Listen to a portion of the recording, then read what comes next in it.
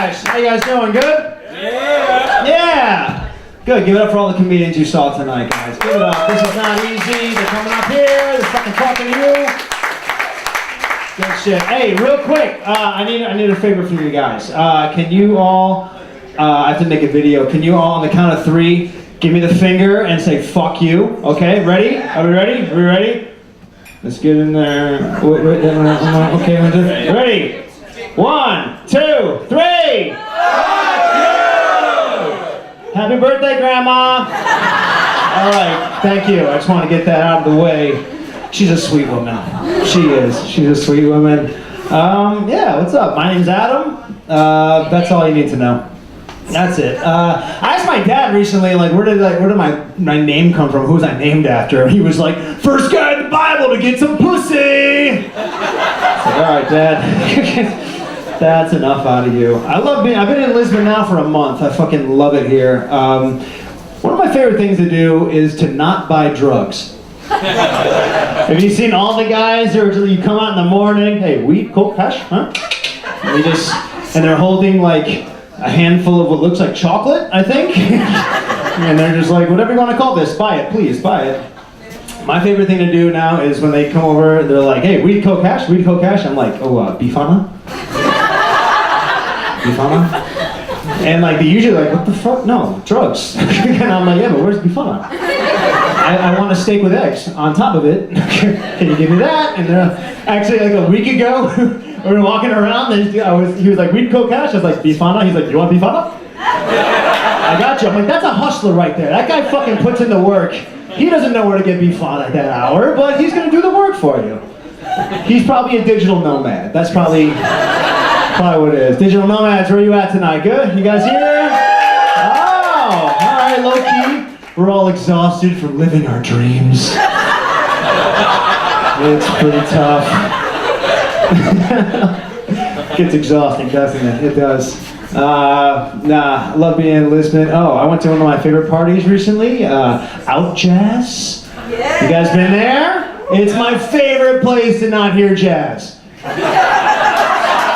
Like literally, Out Jazz is fucking house music in a park. And you can get drunk and smoke joints and fucking hang out. I love it. It was a fun party. I'm like, why do you call it Out Jazz? Like, well, maybe outhouse sounds like a bathroom. It does. I'm like, Out Jazz is a much better name. You're right. You're right. I'm using my cheat sheet tonight. Oh man, I had an art show on Friday. I'm an artist. I'm a painter, as that shit. No. Yeah. I'm a painter and a comedian, because why only have one career that fails in the arts when you can have 2? I had an art show on Friday. It was fun. I had a good time. The next day, I talked to my dad. I was like, I didn't sell anything, you know, it was fine. It happens. And I was like, I needed like a new gimmick. And he was like, listen, this is what you do. The next time you finish a painting, before you sign it, instead of writing your name, write Banksy. So guys, I'm Banksy. Just, letting it out there. Don't tell anyone. Please don't. Alright, well that's a new one. What was I going to talk about? Oh yeah, hey, my sister's due next week. She's got her second child on the way, which is awesome. I'm fucking stoked. I love being an uncle. I've been an uncle for 3 years now. And it was great when she had her first child. I went to the hospital, I saw her, and she was like, hold her. And I was like, why would you do that? Like, I am Butterfingers as fuck. Like, don't give me your like, look at my iPhone, the screen is smashed. I drop this shit in the toilet like once a week. You don't want to come home and find your daughter like drying out in a bucket of rice. Like that's not the fucking good thing. I don't know, man. It's fucking weird. Like, 'cause now I'm at the point in my life. You go on Facebook and you're like all my friends are getting divorced. I'm not even married yet. Like I feel super out of it, man. Art's tough. I've tried to be a full-time artist. This is the 3rd time in my life. I failed twice so far. It's really tough. I was doing it in New York. Yeah, I wouldn't recommend it. I had to get, when I was in New York, I had to get all these odd jobs to try to like, you know, support myself and stuff. One of them was actually really fun. I was a dishwasher. Anyone ever washed dishes in a restaurant before? Yes, good. Good for fucking you. Good for you. Everyone should fucking wash dishes. It's a great fucking job. You sit there, like my setup was great. I had like my hot coffee on one side, I had my cold drink on the other, and then right between them I put my college degree.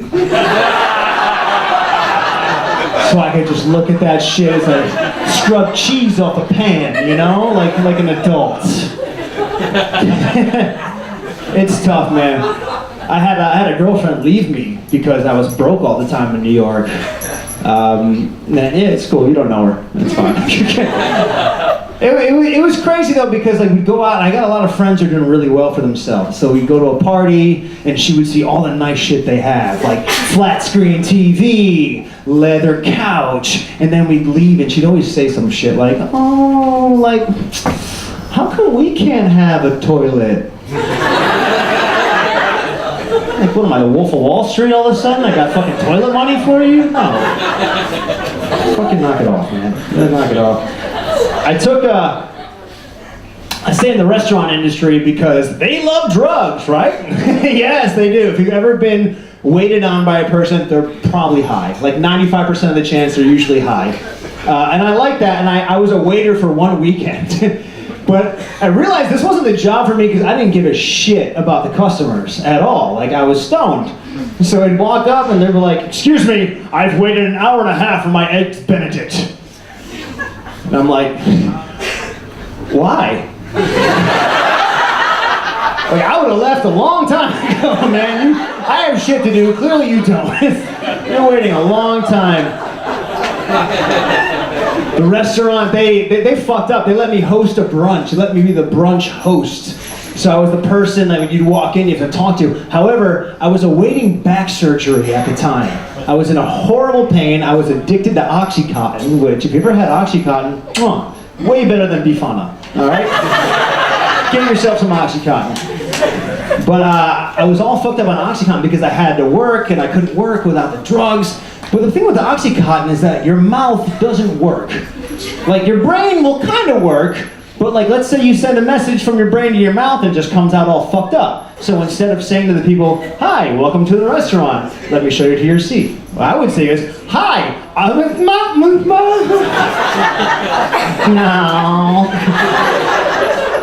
And they would look at me like, are you on drugs? And I would be like, yes, I am, but it's for a medical purpose. But what would come out is, yeah, it's cool. Everything's cool. Yeah, that job fucking did not work out.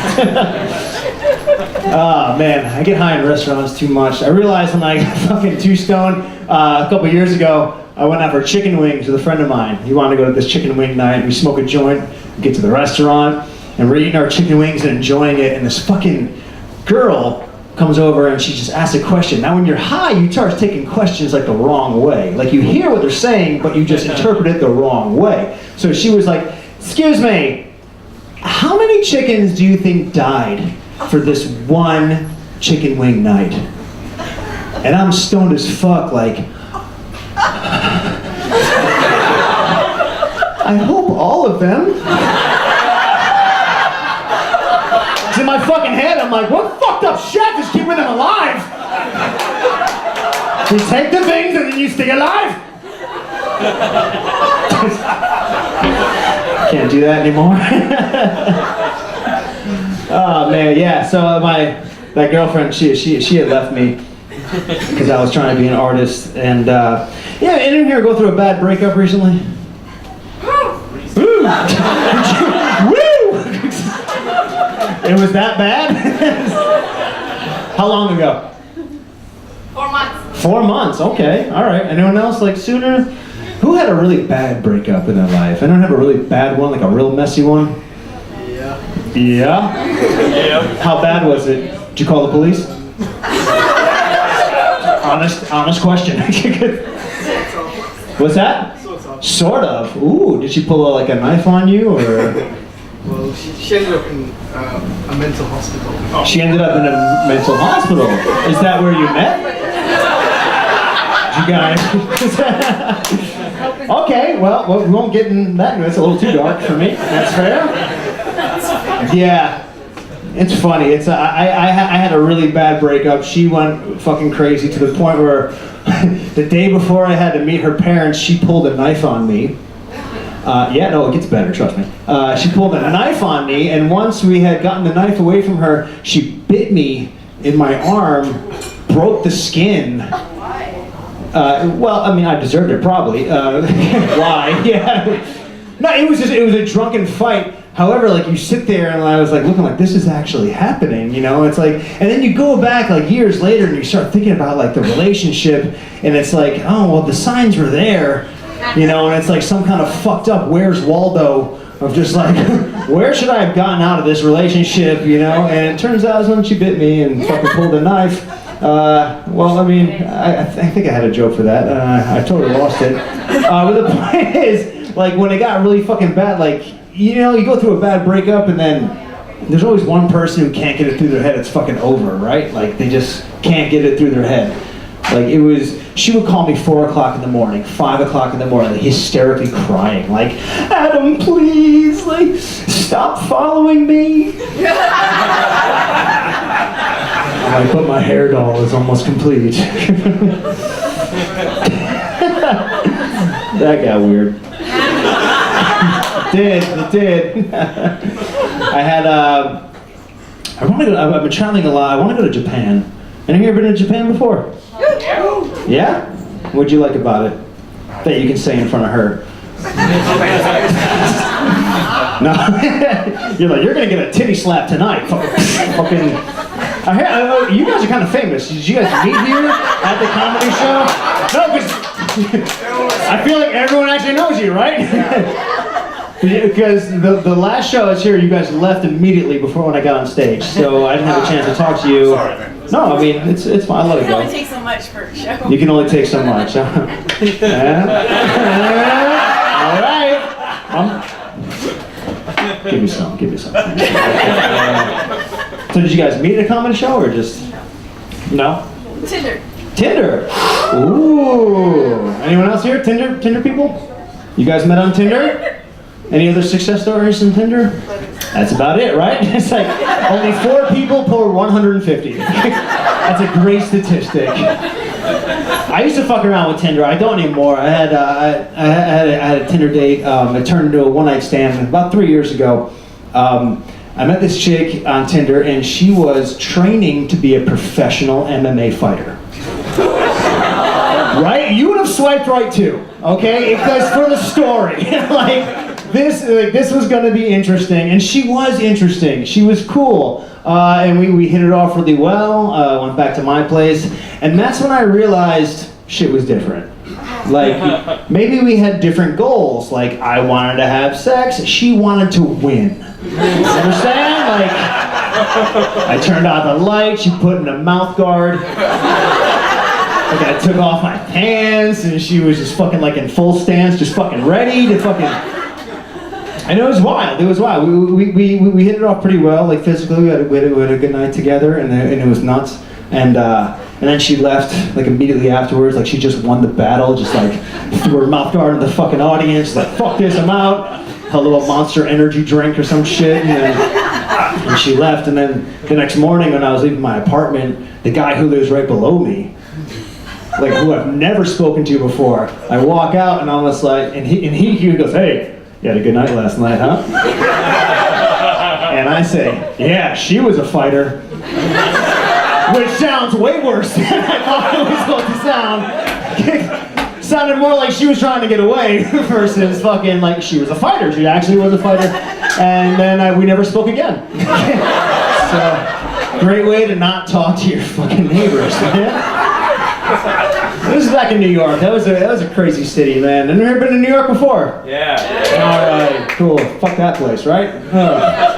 Overpriced, disgusting. It's loud. It's so loud there. People show off their money so much. You get these big fucking cars with a huge sound system just blaring by, trying to get attention. You're like, we get it. You have enough money to buy an ambulance.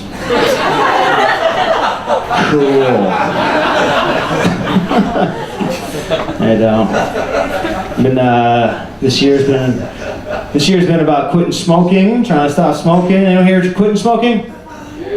Cool, yeah, not the guy who smoked on stage. That was, which I hear is good for epilepsy. It was cool. A friend of mine told me, hey, if you want to quit smoking, I told him like the physical part of it. The physical thing is a really hard thing for me to get over. And he was like, get a fidget spinner. I was like, oh, just like smoking. I get a fidget spinner like a teenager. Anyone have a fidget spinner here? Anyone have one? Who said yes? Be brave. Thank you.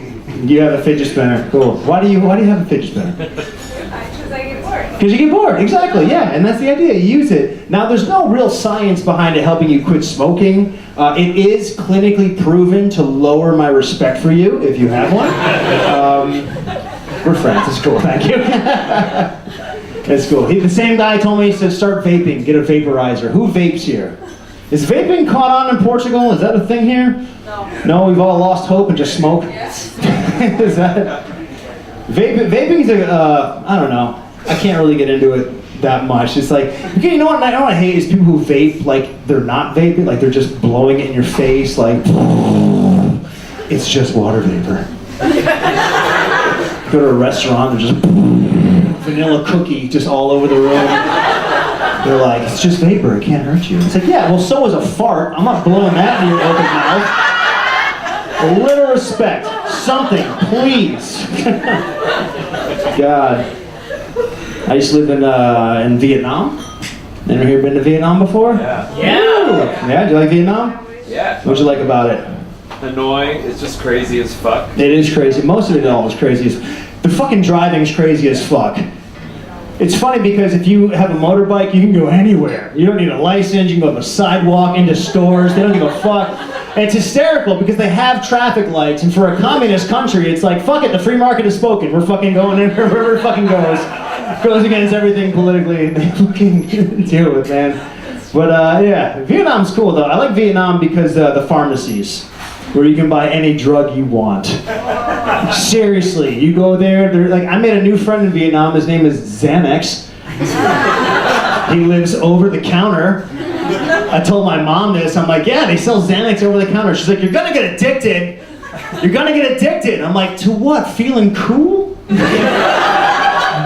Because I do. It's fucking great. You go to the pharmacy and you tell them any problem and they're like, oh, you nervous? We got Xanax. You got a headache? We got Advil. Your dick's wrong? We got, Viagra. And if that doesn't work, we sell beer. Whatever you want. Vietnam is like a one-stop fucking party, man. It's fucking, it's cool. I like it. I taught there. I was an English teacher for a while, which is just, code for I speak English and showed up in Vietnam. You show up, English falls out of your face, you get a fucking job. They don't give a shit. I got so confident to the point where I realized if I just wore a tie, I can walk into any school. Just walk in, they won't even bother. Like, oh, white guy in a tie, he probably works here. And it was great, because I could just walk in, hey, how are you? Dave, Tom, Randy, whatever, fucking hello. And then just steal office supplies. And then just leave, and they don't even fucking bother asking me.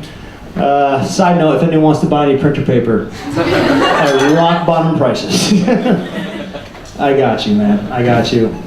It's a cool place. I was in one of my classes, and they brought in a magician.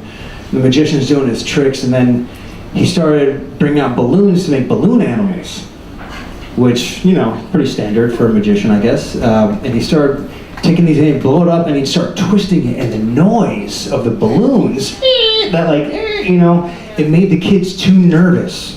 All the kids went, and they backed into a corner. I've never seen anything like this before in my life, and they made him stop. And I was like, these fucking pussies, come on, man, it's a balloon. They're making them too nervous. I'm like, maybe this is just exclusive for Vietnamese kids or something.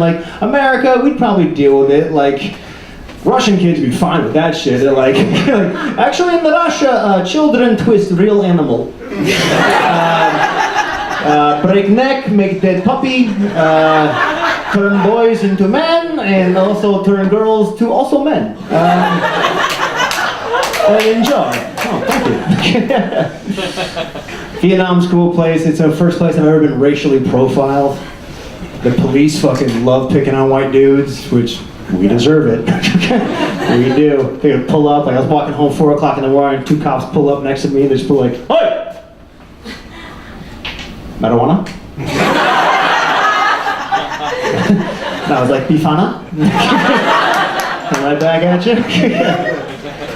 I was in Spain for a little while. Spain is cool. Do you guys, they do siesta here? No. A little? We work. We work. Cool. Yeah, Spain did not. Spain did not, which is hysterical. I thought it was so funny how the entire culture shuts the fuck down after lunch. Like I tried to get a coffee made at 2 o'clock. The guy was like, oh, my friend, oh, I cannot, oh. Oh, paella, I cannot. I'm like, it's just one copy. Oh, I'm disabled from making coffee. I cannot do this. I'm like, why do you sound Indian? Because the guy doing the accent is clearly racist. I'm so full, I wish he would stop doing this bit. It is an old bit. It is an old bit. Oh yeah, so when I was teaching, this is something that's important to me. I like to pay it forward for the children. It's a big part of teaching. Teaching is like you have a gift, you have a skill set, and then you gift that onto the next generation. You help the children out. And mine was to make sure that all of my students in Vietnam really learned to just distrust English people. Nothing like I have against British people or anything, but it was a fun thing for me to do, which sounds weird, because kindergartners don't understand accents. It's hysterical. They don't get it, so what I would do, I would praise them in my American accent, and then I would just shit on them in a British accent. It works so well. I'd be like, oh wow, Susie, you drew a giraffe. This is a great giraffe, Susie, look at that. You drew, Johnny, you made a giraffe. This is a great giraffe. You stayed inside the lines, good job. And Billy, is this a fucking joke? Honestly, Billy, what the bloody hell did you draw here? What is this? You drew a purple giraffe. What the fuck? Billy, you can't draw. Why can't you be more like Susie, who did a wonderful job? And Susie, you took the time to really draw on the line. But no, Billy, honestly, Billy, what were you doing? In the bin with it, rubbish. Chip, chip, cherry out. You're my wonder. Whoa. It really worked. It really worked. Thank you.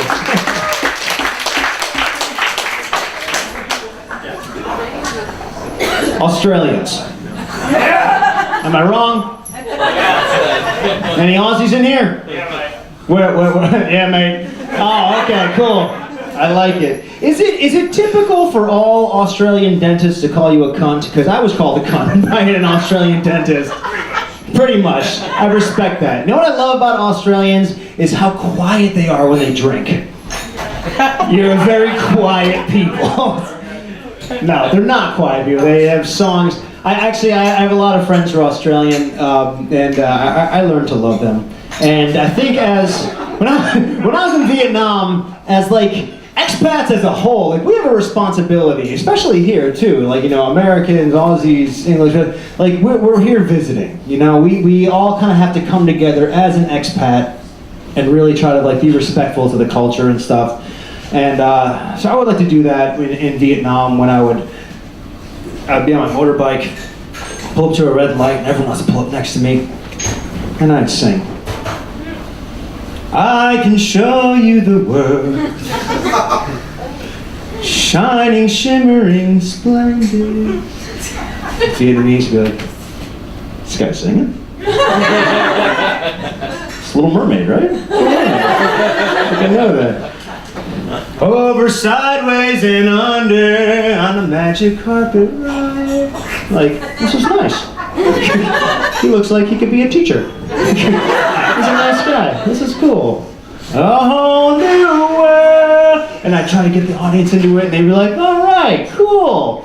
And then I would jump on top of my bike and pull my shirt up and rub my nipples like, and they'd be like, well, this took a turn. And then I get on my bike and go, I'm from Australia! And I would drive off. Just fuck you, cunt. It's all because of that fucking doctor, alright? No, it's good, it's good. I had, going back to teaching and paying it forward, my first teaching job, I was a teacher in Brooklyn, New York City, and I taught preschool. Was that for preschool or Brooklyn? Which one? Woo, preschool! Yeah! Shapes! Cool! I like blue too! I'm gonna be friends!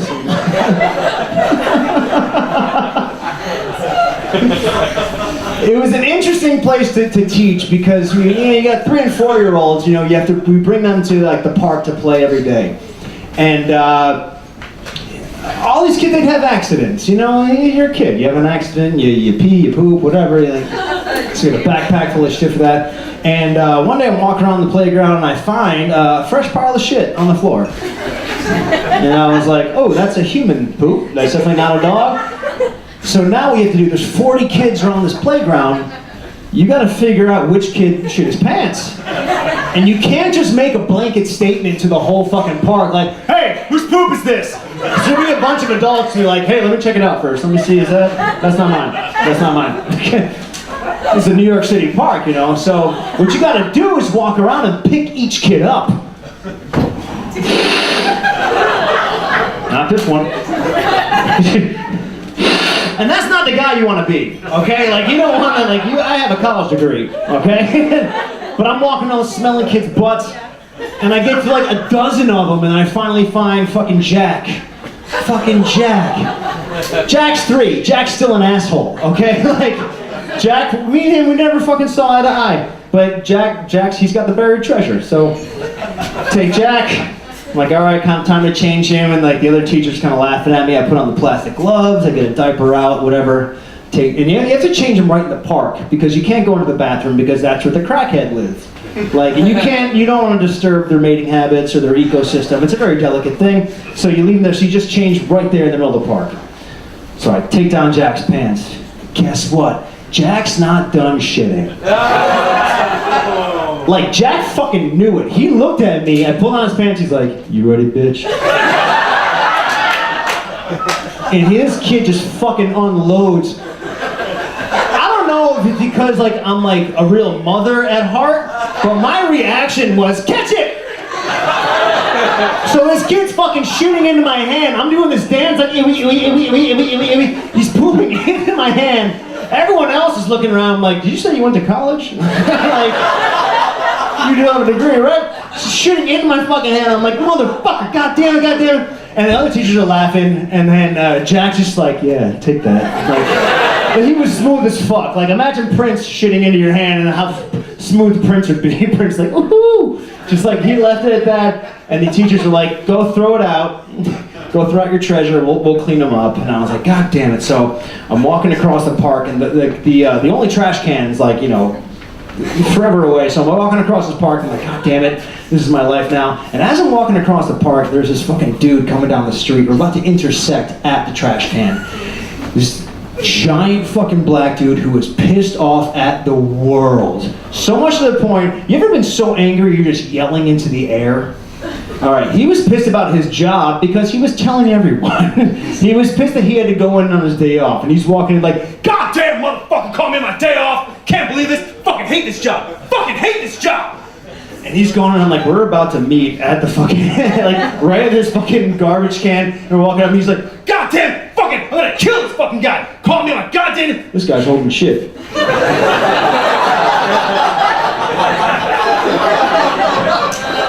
Maybe my job's not that bad.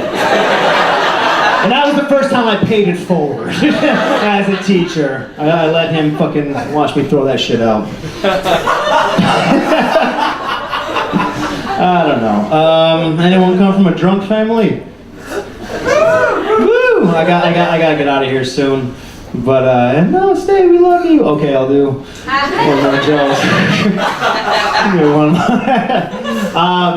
I come from a drunk family, like, you know, any kind of drunk family? No one? Yes. Yes? Okay. How drunk of a family? Do you look forward to Christmas to get as drunk as you possibly can? Yes? Cool, we're on the same page.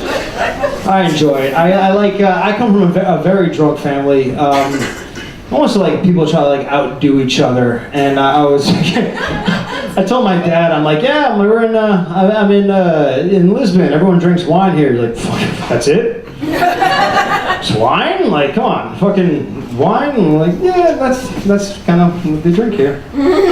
And wine's an interesting drink because it's a chill drunk, right? Like America, we're all about Red Bull and vodka and fucking like fighting each other. You'll never see two guys with purple teeth get in a street fight, right? Like, that won't happen here. That won't happen here. Wine is interesting because like it makes, for me personally, it makes like things sexy that shouldn't be sexy, right? It's a horny drink. It is, right? Were you drinking wine the night you met your lady?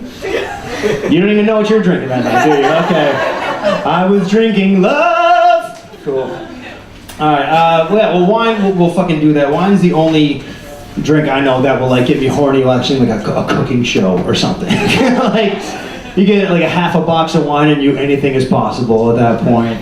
It's weird. I could be watching a cooking show and just be like, preheat your oven to 375 and grease the pan lightly with butter. But when you're drunk, when you're wine drunk, you hear something a lot different. You hear it's a lot more like,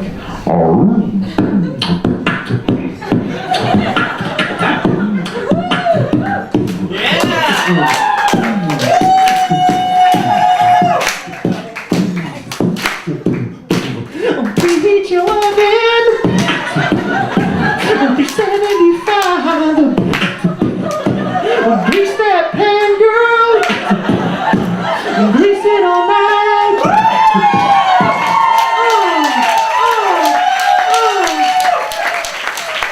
Yeah, half an hour later, your dad comes home to watch you jerk off into a microwave, just like, you hungry? That's my time, guys. Thank you so much for coming out tonight. Good night.